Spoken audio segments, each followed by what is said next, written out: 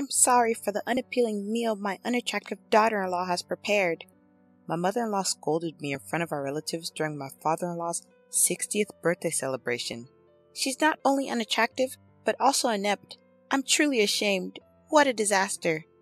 Where was my dependable husband, who always cared for me? Was he tending to our daughter? He was nowhere to be found. As soon as I arrived at my in-laws' house, feeling fit as a fiddle, my mother-in-law suddenly complained of chronic back pain and became unable to move as the party preparation began. She delegated all the preparation work to me. Later, she continued to belittle me in front of our gathered relatives who were there to celebrate my father-in-law. She turned the once lively and cheerful mood into something resembling a wake. Then, my father-in-law stood up and broke the silence. Is that all you have to say? No one could have foreseen the series of unimaginable events that this single phrase would trigger. I'm Sarah, and I'm 35 years old. 6 years ago, I married my husband, Michael, who is 3 years younger than me. We also have a 5-year-old daughter. My mother-in-law seemed displeased with me since I was older than her son. Every time we visited her house during New Year's, Memorial Day, or national holidays, she'd make sarcastic remarks at me in my husband's absence. I wish I had a younger, vibrant, and cuter daughter-in-law, not a woman full of age spots like you. Do I really look that old? Yes, very! Don't you see your own face in the mirror every day? It does hurt to be criticized about your appearance, especially as a woman. But I thought it was better not to make a big deal of it since we had only met a few times a year. However, this seemed to irritate her even more and she began to use more harsh words. You're quite thick-skinned for an old woman. You don't get upset no matter what I say. I find it annoying that you don't show a shred of modesty. Yeah. What should I say to my mother-in-law, who only says things that make me feel at a loss for words? In front of my husband, she hides her true dark nature and speaks kind words to me. My husband seems to have no idea that I'm being mistreated by her. But if I were to accidentally vent my frustrations, I would likely be the one blamed, so I've always held back. Visiting the house with my mother-in-law present felt truly burdensome. However, it was a significant celebration for my kind father-in-law's 60th birthday. Many relatives were gathering, and we were having a grand event, so I decided to attend. My father-in-law is a quiet man who doesn't talk much, but he wraps me in his subtle kindness. When I'm feeling down because of my mother-in-law's nasty words, he gently approaches me and speaks to me. Sarah, if you're having a hard time, feel free to tell me. If it's alright, I'd like to be there for you. I wonder if my father-in-law realized that I was being harassed by my mother-in-law. But to protect me from further harassment behind the scenes, he consciously refrained from openly supporting me. To celebrate such a warm-hearted father-in-law, our family left early in the morning and drove 3 hours to our in-laws' house. I was feeling a bit under the weather with the low-grade fever and lingering fatigue, so my husband Michael took it upon himself to do all the driving. On reaching my in-laws' place, my mother-in-law stepped lightly out of the front door with a gleeful expression. Well, well, look who's here. It's been a while, Michael. You should show your face more often. Oh dear, you look tired. Well, I've been driving non-stop, so it can't be helped. I see. You've worked hard. I'll get the bed ready right away. Why don't you go rest in the back room? I think I'll take you up on that. Sarah, you should get a rest too. You've been taking care of the kid in the car. You must be tired. Besides, you don't seem well. Oh dear, Michael. You didn't know? I called Sarah yesterday and we planned to go shopping together for the 60th birthday celebration. You go and rest. Sarah, once you've put the luggage at the entrance, we'll head out. Of course, no such communication had come, and I don't remember making any such shopping promise. Having looked after our energetic 5-year-old daughter, I'm exhausted, and since I'm not feeling well, I'd like to rest too. Since Sarah's not feeling well, let her rest. The shopping can be done by you. But it's your father's big celebration. I want to choose the best ingredients with Sarah. Sarah, you'll keep your promise with me, right? She certainly knows how to make a good excuse. Without giving me a chance to refuse after setting down the luggage, she forcefully pulled me by the arm and shoved me back into the car we had just gotten out of. Then, glaring at me fiercely, she snapped, I don't think you need time to rest. However, right after that, she switched her expression to a big smile and loudly said, Thank you for driving the car. I'm so happy. Knowing my mother-in-law, If I opposed her now, it would surely make the whole day a disaster. I reluctantly got into the driver's seat. I'm fine, so Michael, you just rest. I'll go shopping with mother-in-law. As I tried to hand over our daughter to Michael, mother-in-law took my daughter from my arms and swiftly seated her in the child seat, quickly closing the door. Looking after the child is a mother's duty. Well, Michael, we're off. Once she got into the passenger seat, her sweet tone from before completely changed as she started berating me. So, you can't even look after your child properly? Stop using Michael for your convenience. You're just an incompetent daughter-in-law who's only aged. What was terrifying was that she maintained a sweet facade since Michael was still nearby. Oblivious to all this, Michael waved us goodbye. I drove my unfamiliar husband's car toward a large supermarket. Of course, there was no way mother-in-law would stay quiet during the drive, and she started lecturing me right away. I'll make you regret lazing around while making my son drive. Mother-in-law, please don't say such scary things. I've been feeling feverish and fatigued since this morning. Your poor health is due to your bad management. Also, your crow's feet have increased, and the spots on your cheeks have darkened. I can't even bear to look, and your skin has lost its elasticity. I had lost all my energy to respond to her harsh words, and barely managed to arrive at the supermarket, nodding along the way. This is really exhausting. I wonder how all the other daughter-in-laws in the world manage to endure such treatment from their mothers-in-law. My high-spirited mother-in-law, without even a word of thanks, jumped out of the car and swiftly handed me 2 shopping carts. You're so slow. Get a move on. When I tried to avoid the crowds, she swiftly moved forward, filling the shopping basket with luxury foods like USDA prime beef, crab, salmon roe, and melons. And then she started to add in things clearly not needed for the day. Mother-in-law, do we need these urgently? I asked. We're bulk buying, so we don't have to come to the supermarket again and again. You should know that without being told, she replied. Feeling helpless, I let her do as she pleased. By the time we finished shopping, the 2 baskets were piled high.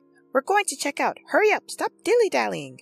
Despite her rush, when it came time to pay at the counter, my mother-in-law showed no intention of taking out her wallet. Mother-in-law, the payment, I began, but with her hands folded behind her, she didn't move an inch. When I asked for the money again, she glared at me and got angry. You should pay for everything. Excuse me? I stammered. As a wife, it's your duty to entertain your husband's father. Don't be stingy and just pay. I ended up having to pay a total of $300 at the cash register to avoid making a scene.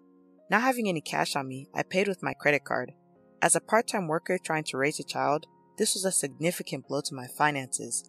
And to make matters worse, I had brought $300 as a birthday gift for my father-in-law's 60th birthday, but I couldn't use that.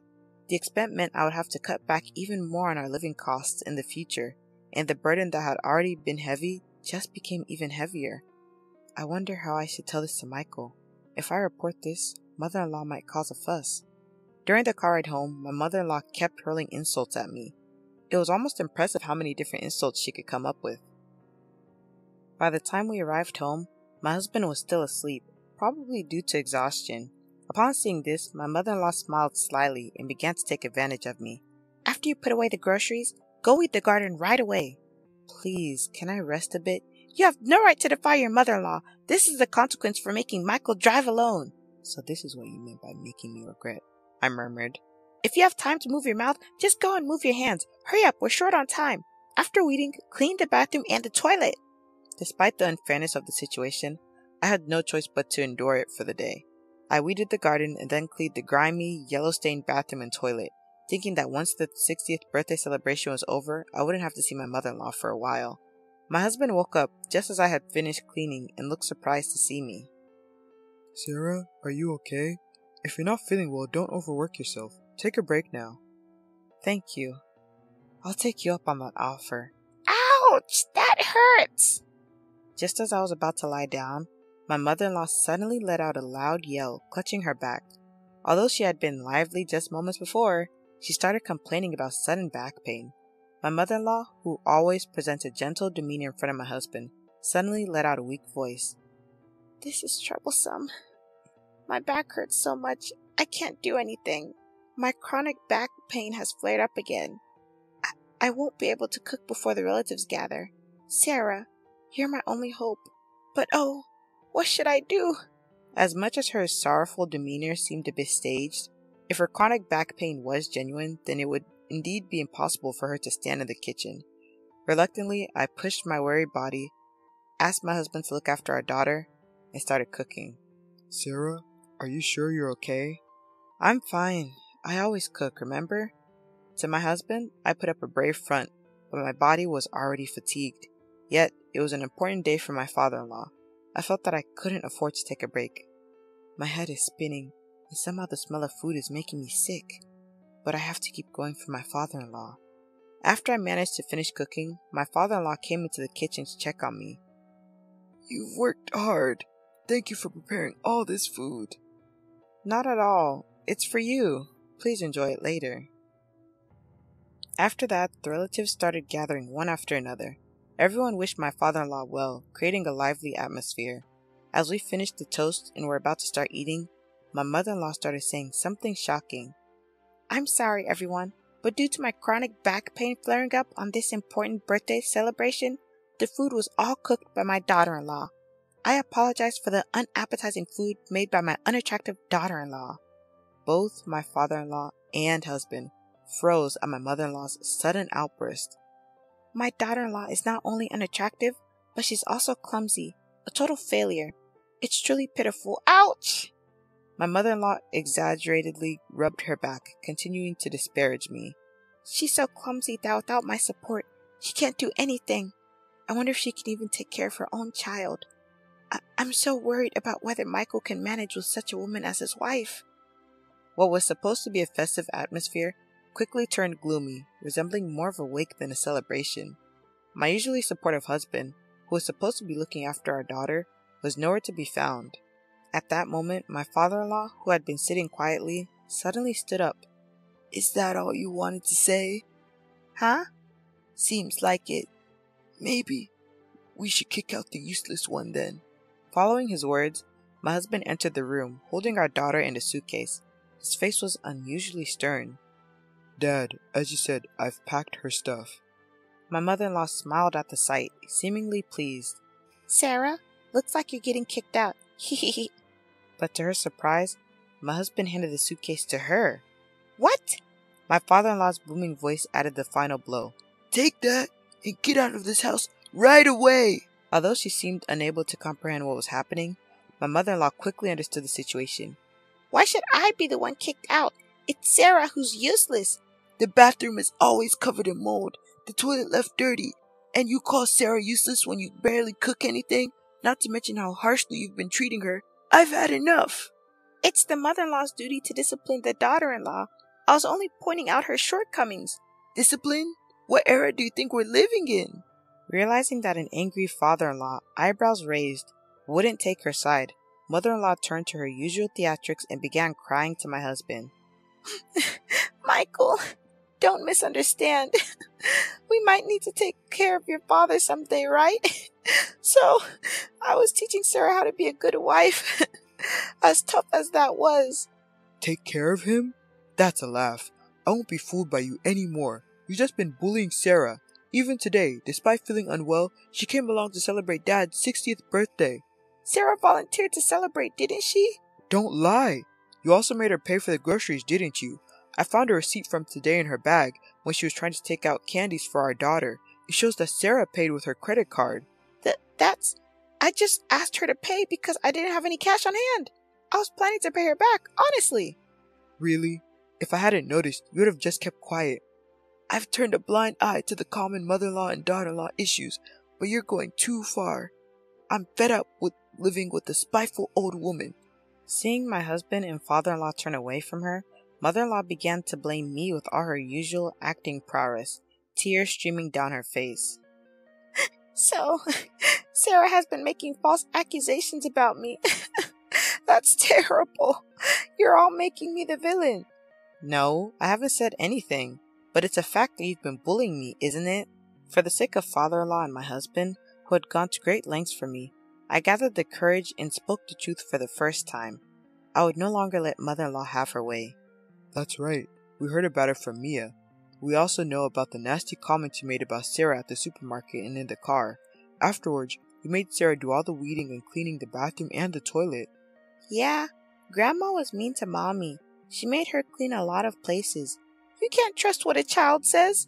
Mia doesn't lie. Let's check the dash cam footage. That should clear everything up. Michael, could you do that? Good idea, Sarah. I'll do that right away. What is that? Ignoring his mother's question, Michael went to the car parked outside, started the engine, and began playing the dash cam footage. The latest device, which can also record the inside of the car, was installed, so even facial expressions were clear. Ah, it's showing. She was saying these things. I'm shocked. Everyone, come over here and watch this. Relatives who had followed to see what was happening all checked the footage. Upon viewing, they began to comment. This is terrible indeed. Wow, this is the worst. Mother-in-law, who had stayed in the house insisting she wasn't at fault, began to panic as the atmosphere grew tense and ran barefoot toward the car. Everyone was taken aback by her swift movements, despite her supposed back pain. So, the back pain was just an act then. I'm all better now. After casually responding to my words, she tried to awkwardly seat herself in the driver's seat to turn off the dash cam, but she was firmly held by my father-in-law, making it impossible for her to move. Stop this right now. Don't look at them. But it was too late. No amount of yelling could help her. With all her misdeeds exposed, my mother-in-law, stunned and speechless, sank down helplessly. That's when my father-in-law casually handed her a single piece of paper. I filled in my part. You just need to write your part and submit it. What? Isn't this a divorce form? I had it prepared just in case. I never thought I'd have to use it. Don't ever cross my doorstep again. Wait a minute. I promise to stop harassing Sarah. Please forgive me. The sight of my mother-in-law begging for forgiveness with tears in her eyes was truly pitiful. But this too was likely an act. I firmly pushed my mother-in-law away. You let the cat out of the bag about bullying your daughter-in-law at the end. I will never forgive you. You might want to leave before the neighbors gather around. Oh no, this is terrible. The commotion attracted the attention of neighbors who watched from a distance. Perhaps not wanting to make a scene, she promptly took the divorce form and suitcase, and her supposed back pain was nowhere to be found. She rushed out of the garden. The villain had been dealt with, but I returned home filled with guilt. I'm sorry for all this during your 60th birthday celebration, Dad. When I earnestly apologized, he responded, Sarah, you did nothing wrong. I'm sorry for all the trouble we've caused. Let's start over. My father-in-law smiled. The relatives also watched with kind expressions. Later, they praised the dishes I had prepared and ate heartily. At that moment, all the fatigue seemed to fly away. Thus, we celebrated my father-in-law's 60th birthday in a grand manner. My mother-in-law, who was initially reluctant to agree to the divorce, eventually agreed, and they divorced amicably. It was also revealed that she had been misappropriating funds from my father-in-law's account, and she was ordered to repay $10,000 that she had spent recklessly. Unable to find work due to her lack of experience, she now works as a janitor in an office building late at night. With barely any money left, she lives in a rundown apartment that's seen better days. On the other hand, I found out that I was pregnant with my second child. It seemed that the feeling of discomfort I had earlier was due to my pregnancy. 5 months have passed since then, and my husband Michael has been very caring. The ultrasound revealed that we're expecting a boy. Both Michael and my father-in-law are looking forward to his arrival. Already excited, my father-in-law sent over blue baby clothes. My adorable daughter is overjoyed at the thought of having a younger brother and practices taking care of a baby with her dolls every day. Watching her gives me immense happiness.